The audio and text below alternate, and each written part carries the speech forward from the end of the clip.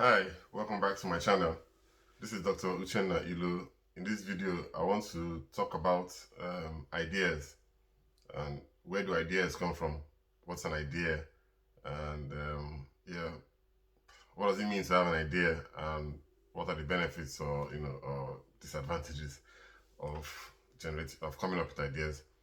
Now, ideas are very useful, of course, as we know. I know I'm supposed to start from the definition, but there can't really be a very core definition of what an idea is, because an idea is an abstract thought. And if I say thought, I'm even limiting it again because it's a product of thought, but it doesn't really come from, it can come from direct thinking and direct thinking about something, but that's not the only source. So if you say it's a thought, then it can also be a question. It can be intuition. It can be, so you can't say it's everything. So I'll say everything that it could be. It's a thought. It's a product of mental activity. That's what a fully formed idea is. But before it's fully formed, it comes from somewhere. It comes from intuition. It's like a meme. It's an abstract. It's like a plan, a goal, a vision. That's what the fully formed idea is. Um, it's a plan. It's a vision. It's a plan of action that you want to take. It's something that you want to do. It's something that tells you something about something. Um, it's an entity of its own. It's an abstract entity. That's a product of mental thoughts, a product of mental activity, of thinking. That's where an idea comes out from. Now, ideas can be, good or bad or neutral, depending on, you know, on depending on what it is and who you are and what you want to do with it. Ideas move the world. Everything you see around you was once an idea, somebody's idea, and people have been improving on those ideas over the years. The clothes we wear, the computer, the phone, everything is an idea that came to people. So how do people generate these ideas? Um, Ideas can, of course, be used in a commercial sense for business. That's where the utility is really very high. Ideas come in every sphere of life: religion, spirituality, just in your life, your family. Ideas about how to raise your child, ideas about yourself. The image you have of yourself is an idea. The who you think you are, it's an idea. It's just an idea. It's not reality. So everything is an idea. Life might just be an idea. The whole world is an idea too. The way we view the world are all ideas. So I want to be specific on the kind of idea I'm talking about here. Now, the idea I'm talking about is I'll limit it to ideas that can move. Uh, I'll limit it to ideas that can generate value in form of a business or in form of your own personal development. So these are ideas for personal development and ideas for business development. I'm conflating the two, even though I know that they are different. But for today's video, I want to integrate them because it's part of my own thought process. It's how I refine my thoughts. So I'm separating these two streams, um, these two dimensions of ideas from for all the rest of the ideas that occur in life, in nature, and in life. So yeah, that's where I'm going to now. Then, where do these ideas come from? The first thing that came to my mind, was intuition. Now, this is the most abstract of all the things I'm going to mention because we cannot grasp our intuition. We don't know where intuition comes from, and we don't know where intuition goes to after it has come into our consciousness. So there's that intuition that comes to us. It brings answers from somewhere deep inside of us, or from somewhere outside us, nobody knows. So it brings answers to us. It's not very, it's reliable in the sense that it can be measured subjectively, by the truth that it brings, the truth value that it brings. Is how we're able to measure and how we're able to ascertain what an intuition or gut feeling is. So ideas come through gut feelings. They come to solve problems. Um, Ideas are like memes, just entities, that come and they just drop on you, and you're now meant to. Um, it's now your duty to either chase it to fruition, or to ignore it and not do anything about it. Yeah. Then ideas can also come to us through conscious thoughts. Now, the intuition I mentioned is the subconscious part of it that just comes up, on its own. We're not really in control of that, but we get a lot of ideas from that every day.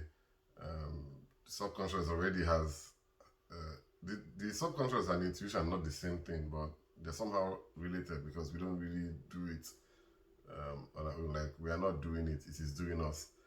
So, so, so yeah, that one is there. But the subconscious that we know already, is millions of years old. Like is learned belief, is learned patterns of behavior that we don't have any control over. Our perceptions, our deeply held values and belief, like, is stored somewhere, that we cannot retrieve most of the time, and it controls 95% of our lives. I don't know about the percentage, but it controls a very, very, very, very big percentage. Even the way I'm moving my hands now is a subconscious movement.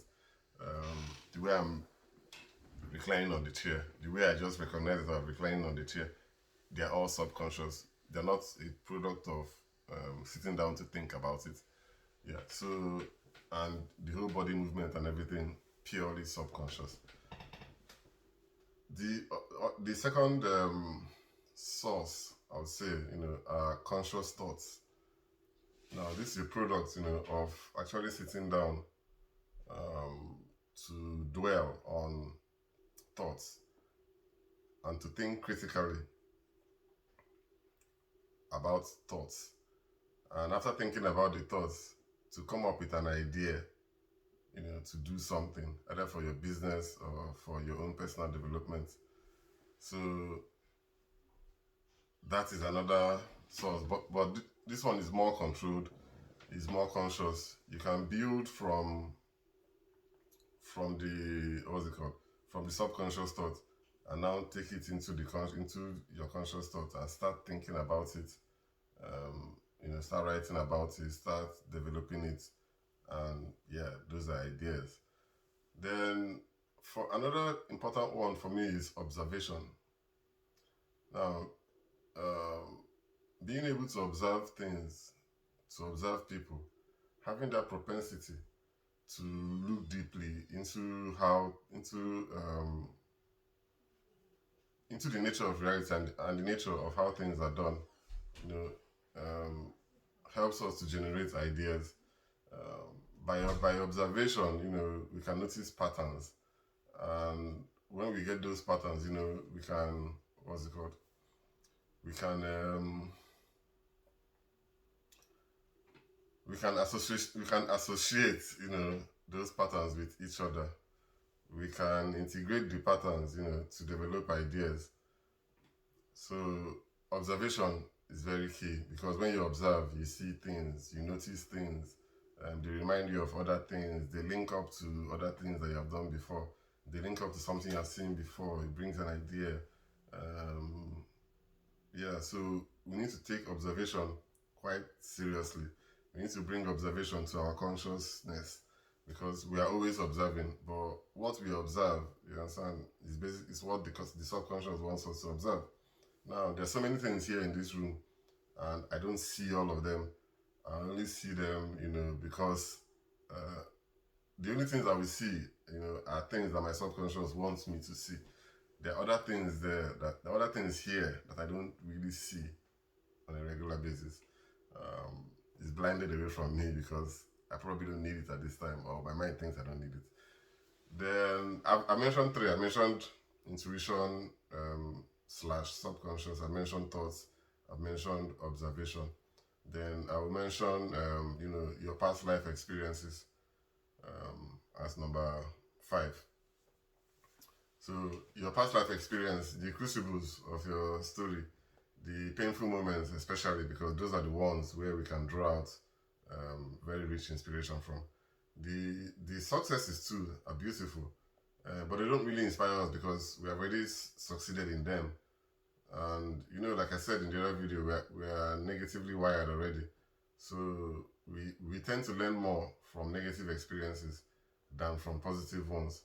So if you have any painful experience, either in the past, present, or what you're anticipating in the future, you can draw out ideas from there. If you bring it to conscious thought again, you discuss it, you talk with people. Yeah, that's another thing. You talk with people, yeah. Then number six is talking with people, networking, collaboration. There's a very beautiful source of ideas, getting ideas from other people. By discussing with other people, brainstorming with those people, you're able to come up with ideas. You're able to come up with ideas for your business. You're able to come up with ideas for your personal development or personal life. Yeah. Then number seven, you can even get ideas, from, for me, from creating content every day, from working, from observing the kind of content I'm creating, observing the responses to the comments, observing the comments that people make, observing how people react to it, focusing on my content creation. I generate ideas from there. So, and I also see other people's content that they use, and I get ideas from there too. So ideas are jumping out at you everywhere. There's no lack of ideas, but we're going to talk about how to refine the ideas and what kind of ideas really can add very big value to you. You must have a purpose and a goal because there's so many ideas. So you're not going to pick everything. At the beginning of the phase of your business development, you're going to have to generate a lot of ideas, and these ideas need to be screened and you need to select which one you're going to go ahead with and which ones you're going to discard. So that's the different process altogether. I think I've mentioned seven now. 7 sources of ideas. Number 8 should be asking questions. This is a very key, critical source of ideas too. Yeah, if you know the right questions to ask, you get the right answers. I discussed it with one of my friends about curiosity. So it's curiosity basically, asking questions or asking the right questions, really trying to find out, being curious. But what happens to our curiosity? That's the question. A lot of us have lost, that ability. That ability, I'll say, yeah, to ask questions, ask questions. That ability, for that natural inclination for exploration. A lot of us have lost it. We don't even know where it is again. It's still there, but it has been beaten away from us. Life has knocked it off our radar. So we need to look for that curiosity again, to start asking questions. The more questions you ask, the deeper you go, the more you understand, and the more ideas you get. Yeah, then what else? Number 9. Yeah, this I got this from number 9 is that we need to be able to link ideas to generate an idea. If you see something, it should remind you of something else. You should be able to link it, to something else. You should be able to link it to this, link it to that. Everything is telling you something because you're on a path, you're going somewhere, and everything is trying to give you a message. Everybody around you are throwing, how do I put it? They are throwing ideas at you all the time from their speech, from their non-verbal communication, from their movements, from everything that from their life really. They're throwing ideas, they're throwing cues at you. You're meant to pick up these things mentally. So your brain needs to be, in tune.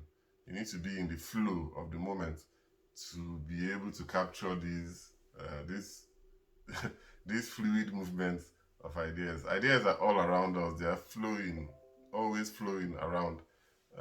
And our job, our work as creators is to be able to capture the ideas that are going to better us, better society, and whatever you want to do with the ideas.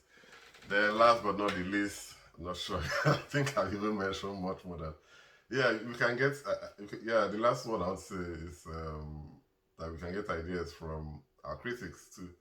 So when people criticize you, they're giving you content to work upon.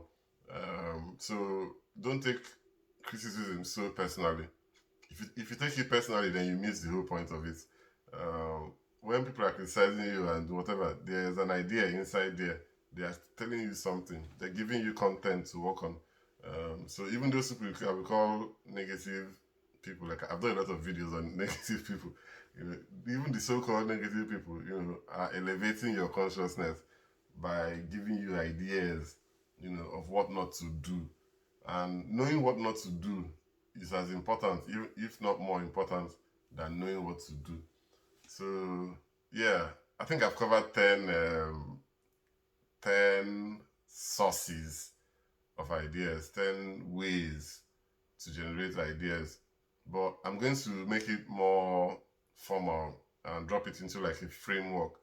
I will separate the ideas for business, and look for frameworks that have already been developed by people, because there's no need, how do you put it? There's no need reinventing the wheel when work has already been done on it. So I'll look for previous work that has been done and see if we can build upon what has already been done. See if we can criticize it and see if it makes sense. See if it makes sense at all. So thanks for listening to my idea about ideas, and I'd like to see your put some comments on the video and let me know what you think about the generation and the source of ideas. I forgot to mention nature itself. It's nature. Okay, yeah, nature. Yeah, well, it's not really part of the discussion. All right, thank you, and I'll see you guys later. Bye.